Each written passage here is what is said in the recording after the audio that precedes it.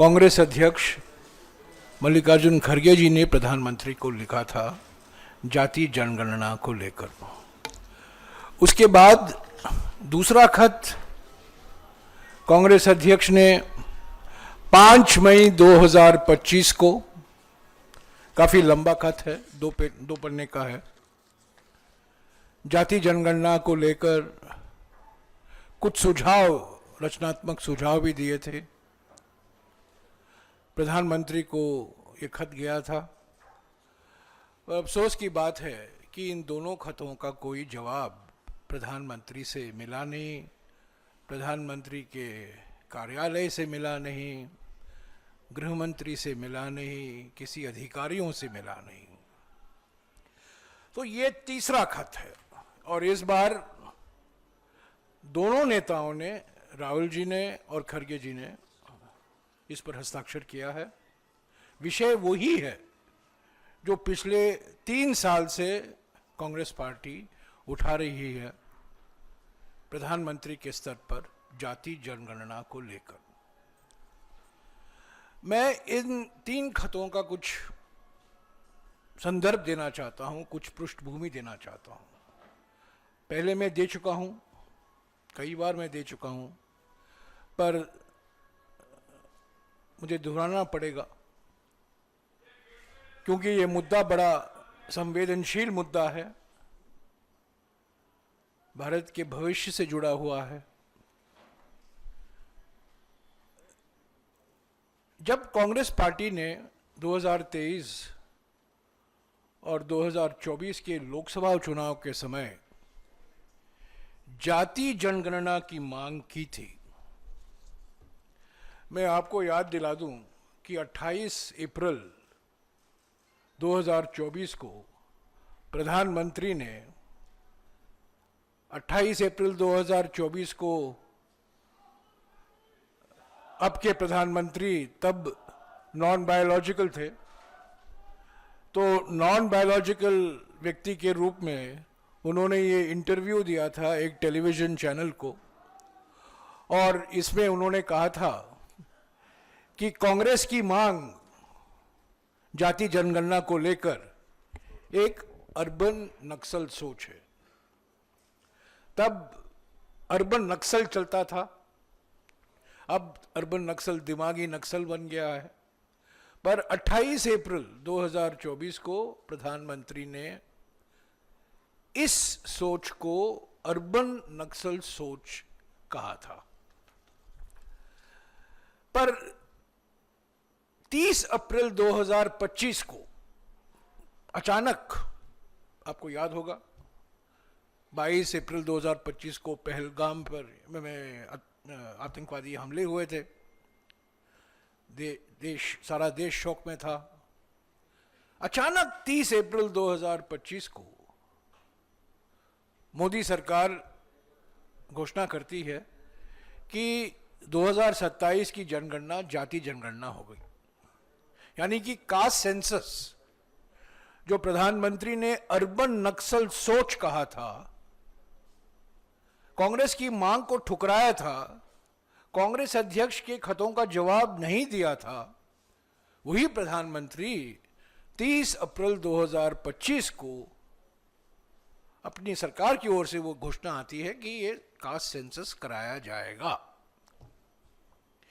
और उसी के वजह ठीक 4 दिन बाद, 5 दिन बाद खड़गे जी, कांग्रेस अध्यक्ष ने उनको खत लिखा जिसका मैंने जिक्र किया है। उन्होंने सुझाव दिया कि हम स्वागत करते हैं कि आपने अपना मन बदला है, कि आपकी भी सोच अभी अर्बन नक्सल सोच हो गई है, तो हम आपको अर्बन नक्सल सोच वाले समूह में आपका स्वागत करते हैं।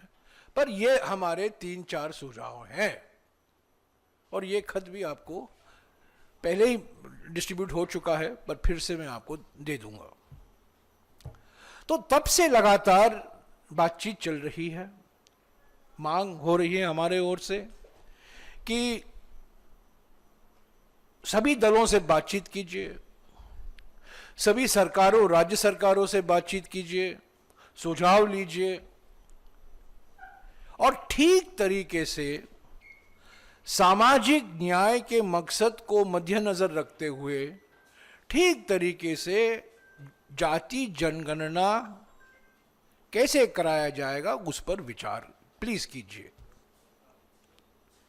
पर अफसोस की बात है कि सरकार की ओर से इस विषय पर, इस मांग पर मौन व्रत रखे हुए थे। किसी ने बात नहीं की, किसी भी राज्य सरकारों से बात नहीं हुई जाति जनगणना को लेकर, किसी भी राजनीतिक दल, किसी भी विशेषज्ञों से बात नहीं हुई।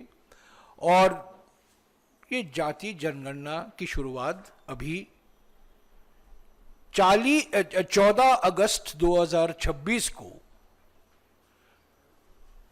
ये नोटिफिकेशन आता है गृह मंत्रालय का कि 40 सवाल पूछे जाएंगे 2027 के जनगणना में। 40 सवाल पूछे जाएंगे पॉपुलेशन को लेकर और 10वां सवाल जाति से जुड़ा होगा।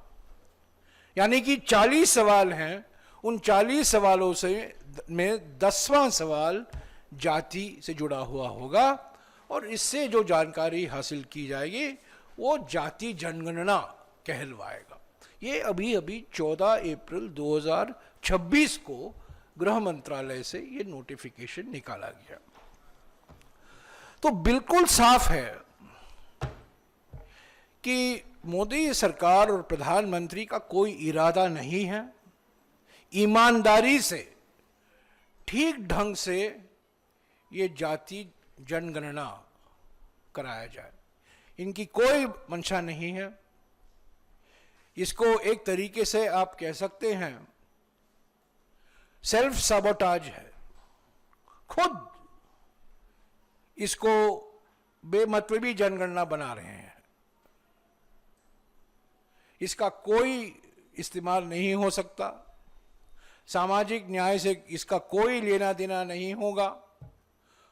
और जिस तरीके से वो 10वां सवाल जोड़ा गया है 40 सवालों के श्रृंखला में, ये जो पहले खत लिखे थे कांग्रेस अध्यक्ष ने, उनके सिफारिशों के बिल्कुल खिलाफ है।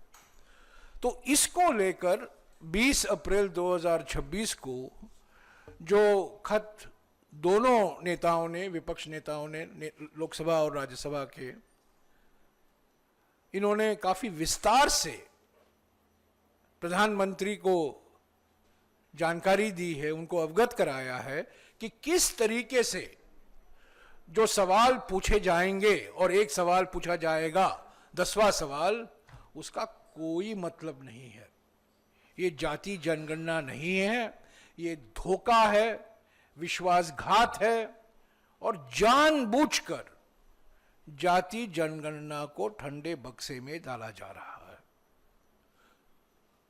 और दो मांगे इन दोनों नेताओं ने की अपने खत में, जो आप पढ़ेंगे।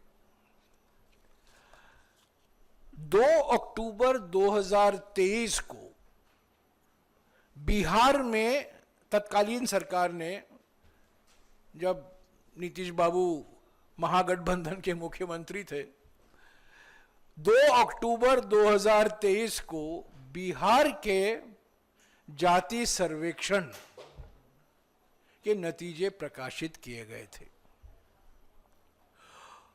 और 4 फरवरी 2025 को तेलंगाना के जाति सर्वेक्षण के नतीजे प्रकाशित किए गए थे। और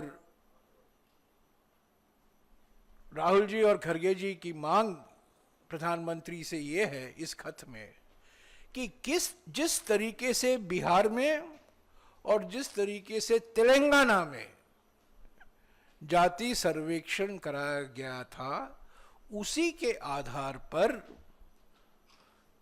राष्ट्रीय स्तर पर 2027 का जो जनगणना है, जिसकी शुरुआत अभी अभी हुई है, उसी तरह आप यही मेथडोलॉजी, यही प्रणाली अपनाएं। अभी भी वक्त है प्रधानमंत्री को सुधारने के लिए, क्योंकि ये जाति जनगणना अभी लद्दाख, हिमाचल प्रदेश, जम्मू और कश्मीर और उत्तराखंड के कुछ इलाकों में शुरू हुआ गया है। देश भर में फरवरी के महीने में 27 फरवरी 2027 को जाति जनगणना कराया जाएगा। यानी कि अभी 2-3 महीने हैं सुधारने के लिए, अभी भी वक्त है, देर नहीं हुई है। तो खड़गे जी और राहुल जी की मांग ये है प्रधानमंत्री से, जो आप कर रहे हैं उसको रद्द कीजिए और जो तरीका बिहार में अपनाया गया था और तेलंगाना में अपनाया गया था उसको आप राष्ट्रीय स्तर पर लागू कीजिए, विशेषज्ञों से बात कीजिए, सर्वदलीय बैठक बुलाइए, अभी भी समय है, अगले 2-3 महीने में आप इसमें सुधार ला सकते हैं। अगर आप ईमानदारी से सामाजिक न्याय में विश्वास रखते हैं, जो हमारे संविधान के प्रीएम्बल में सोशल जस्टिस का जिक्र किया गया है, और हमारे संविधान जो आरक्षण प्रावधान है वो जनसंख्या से जुड़े हुए हैं। अगर जनसंख्या, अगर पॉपुलेशन जाति जनगणना सही ढंग से नहीं कराया जाएगा तो आरक्षण के जो स्तंभ हैं वो मजबूत नहीं हो सकते। तो रचनात्मक सुझाव दिया गया है राहुल जी और खड़गे जी की ओर से। हम उम्मीद करते हैं कि इस खत का वो नजरअंदाज नहीं करें और जो सुझाव दिए गए हैं, बिहार और तेलंगाना में जिस तरीके से जाति जनगणना कराया गया था उसी तरीके से राष्ट्रीय स्तर पर 2027 का सेंसस भी कराया जाए, यही हमारी मांग है। ये कांग्रेस पार्टी की मांग नहीं है, सिर्फ हमारी मांग नहीं है। प्रधानमंत्री को जानकारी है कि नहीं मुझे मालूम नहीं, पर 21 सितंबर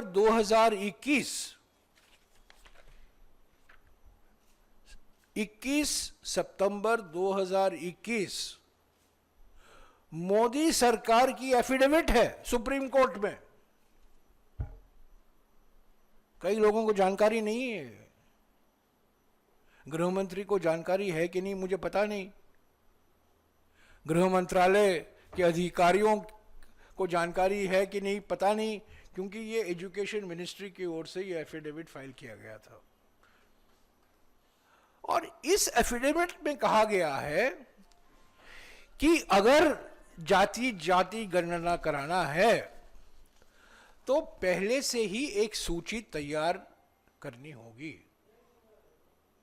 जो शब्द इस्तेमाल किया गया है ड्रॉप डाउन का मतलब है जब सर्वेक्षण होता है, जो सर्वेक्षण कर रहा है, जो एन्यूमरेटर है, अध्यापक है या राज्य सरकार का कोई एम्प्लॉई है, उसके पास एक सूची होती है, पहले से सूची तैयार की जाती है।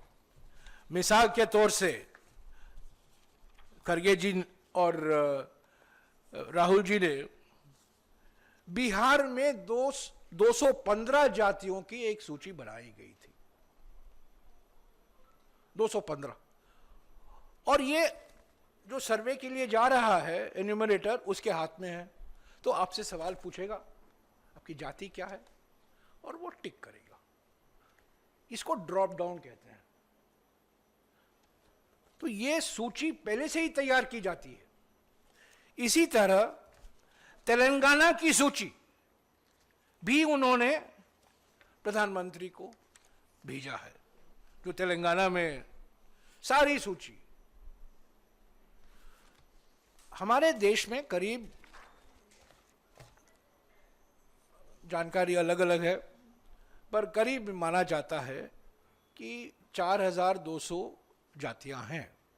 हर एक राज्य के पास जाति सूची होती है, उसी जाति सूची के आधार पर आरक्षण दिया जाता है शिक्षा संस्थाओं में, रोजगार में।